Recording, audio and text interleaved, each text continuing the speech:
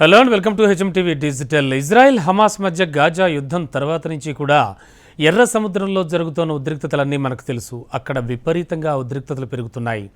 హమాస్కి మద్దతు యెమెన్లోని హౌతీ తిరుగుబాటుదారులు వాణిజ్య నౌకలపై దాడులకు తెగబడుతున్నారు మద్దతిస్తూ.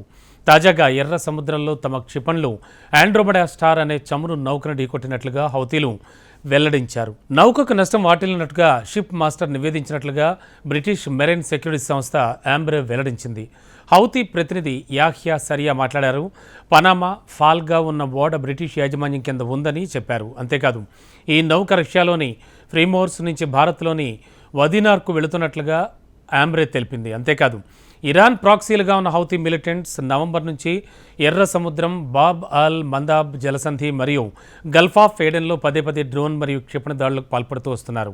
మరి ఈ పరిణామాలు ప్రపంచ నౌకా వాణిజ్యంపై తీవ్ర పరిణామాలుగా చూపిస్తున్నాయి. ఇజ్రాయెల్ దానికి మద్దతిచ్చే దేశాలకు చెందిన ఓడల్ని కానీ హౌతీలు టార్గెట్ చేస్తూ వస్తున్నారు.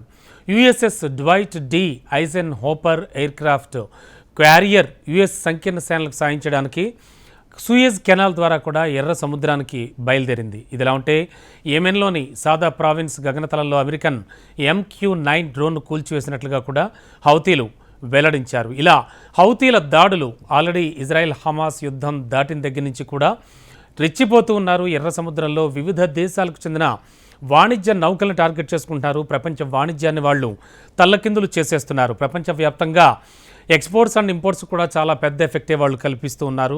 ఆ ఎఫెక్ట్ వల్ల దాదాపుగా చాలా ఆర్థిక నష్టాల్లో కూరుకుపోతున్నాయి సంస్థలు, అలాగే ఆయా కంట్రీస్ కూడా. దీనికి సంబంధించి ఆల్రెడీ UN కూడా కొన్ని ఆలోచనలు చేస్తోంది. దేశాధినేతలతో చర్చలు జరుపుతోంది. మొత్తానికి హౌతీల దాడులైతే మాత్రం ఎక్కడా ఆగడం లేదు.